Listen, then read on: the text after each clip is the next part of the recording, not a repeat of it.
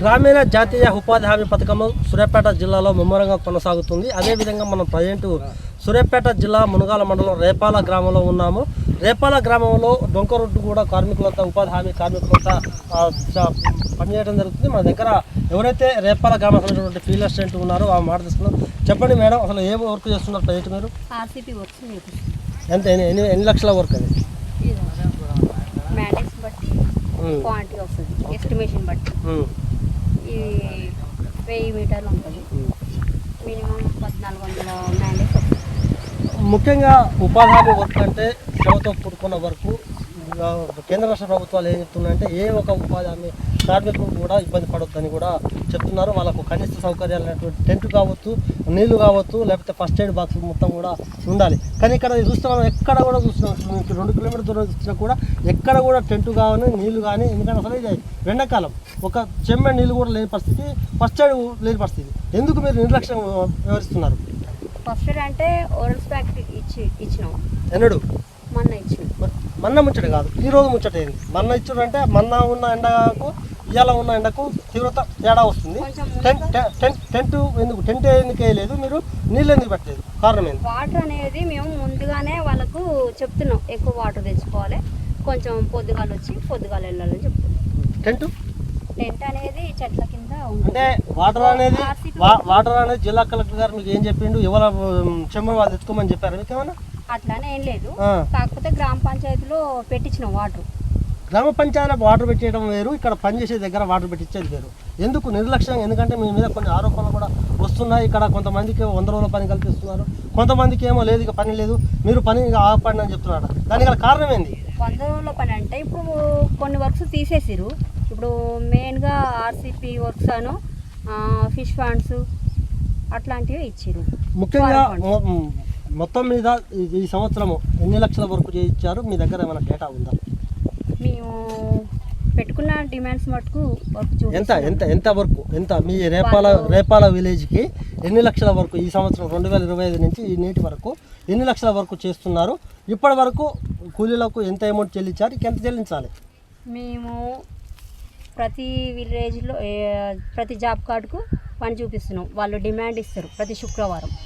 ఆ శుక్రవారం చేయించినాక వాళ్ళకి డిమాండ్ తీసుకొని 15 రోజుల లోపు వర్క్ చూపిస్తాం. ఇప్పుడు మీరు ఏమంటున్నారంటే కొన్ని వర్కులు తీయడం వల్ల కొంతమందికి మేము వర్క్ చూపించలేకపోతున్నాం అంటున్నారు. ఇక్కడ ఏమవుతుందంటే కులాల వారిగా మీరు విభజిస్తున్నట్టు కూడా మీ మీద ఆరోపణలు వస్తున్నాయి. అది ఎంతవరకు సమస్య? అంటే జిల్లా కలెక్టర్ గారు ఏమైనా చెప్పారా? ఎస్సీలకు ఇంత పని కల్పించండి, బీసీలకు ఇంత కల్పించండి, ఓసీలో ఉన్న బీద వాళ్ళకి ఇంత కల్పించండి అని ఏమన్నా మీ కలెక్టర్ గారు మీ ఫీల్డ్ అసిస్టెంట్కి ఏమైనా ప్రత్యేకంగా మీకు ఏమైనా సూచనలు సలహాలు ఇచ్చారా? అలాంటి అనేది ఏమీ లేదు. ఇప్పుడు క్యాస్ట్ పరంగా అంటే ఏమీ లేదు, అన్ని క్యాస్ట్లు పనిచేస్తున్నాయి. వస్తున్నాయి, మీ మీద ఆరోపణలు వస్తున్నాయి. ఎస్సీ వాళ్ళకి మీకు పని లేదు, మీరు ఆగండి అనేది కూడా మీ మీద వాస్తవానికి 100% మీ మీద అభియోగం ఉంది. అభియోగం అంటే ఇప్పుడు ఎస్సీ వాళ్ళే స్టార్టింగ్లో ఉన్నారు. స్టార్టింగ్లో ఉండటం వేరు, ఇక పని మీకు మీరు పని ఆగండి అనడం వేరు. దానికి దీనికి ఎందుకు వ్యత్యాసం వస్తుంది? పని ఆగడం అనేది కాదు, వాళ్ళు డిమాండ్ ఇచ్చినాక 15 రోజులు పని చూపించాలి. మేము చూపిస్తూనే ఉన్నాం. అంటే వాళ్ళకి 100 రోజులు పని కల్పిస్తారా? కల్పిస్తాం. ఓకే, ముఖ్యంగా చెప్పండి, ఇప్పటివరకు ఇంకెంత పెండింగ్ బకాయిలు ఉన్నాయి ఉపాధి హామీ కూలీలకు? బకాయిలు అంటే ఈ మధ్య చేయించినాయి దగ్గర 2 లక్షలు ఉంది. 2 లక్షలు ఎప్పటి వరకు చెల్లించే అవకాశం ఉంది? ఈ 15th లోపు, ఏప్రిల్ 15th లోపు చెల్లిస్తాం. ఓకే, మన దగ్గర ఎవరైతే ఉపాధి హామీ కూలీ ఉన్నారో వారు మాట్లాడారు. అమ్మ చెప్పండి, మీరు పెద్ద ఎత్తున కూడా పనికి వస్తున్నారు, టెంట్ కూడా వేయలేదు, ఎట్లా అనిపిస్తుంది? కారణం ఏంటి? మా పని అయితే మంచిగా చేపిస్తుందండి. ఇప్పటి వరకు అయితే పని మంచిగా చేపిస్తుంది. పొద్దుగాల వస్తున్నాం 7ంటికి, 10 లోపల ఇంటికి పోతున్నాం. మేము మంచిలు కూడా ఇంటి కాంచే మరిన్ని తెచ్చుకుంటున్నాం. అంటే మీరు తెచ్చుకోవడం అంటే వాళ్ళు ఇవ్వాలి కదా, సెక్యూరిటీ ఇవ్వాలి కదా మీకు? అంటే ఇక మళ్ళీ వారం నుంచి తెప్పిస్తలే అని మేడం అన్నది. ఓకే, పని విషయాలు మాత్రం ఇక్కడ ఉన్న ఎవరైతే ఉపాధి హామీ కూలీలు ఏం చెప్తున్నారంటే ఆచితూచి మాత్రం మాట్లాడుతున్నారు. ఏంటంటే ఇక్కడ అసలు వాస్తవానికి ప్రభుత్వం ఏదైతే ఉందో, కేంద్ర రాష్ట్ర ప్రభుత్వాలు ఉపాధి హామీ వర్క్ ఏదైతే ఉందో ఆ వర్క్లో పనిచేస్తున్నటువంటి ఏ ఒక్క కూలీకి కూడా ఇబ్బంది లేకుండా టెంట్ కావచ్చు, లేకపోతే మంచిలు కావచ్చు, ఫస్ట్ ఎయిడ్ బాక్స్ పెట్టవచ్చు. అంటే ఇవన్నీ కూడా ప్రభుత్వం వీళ్ళకి చెల్లిస్తుంది.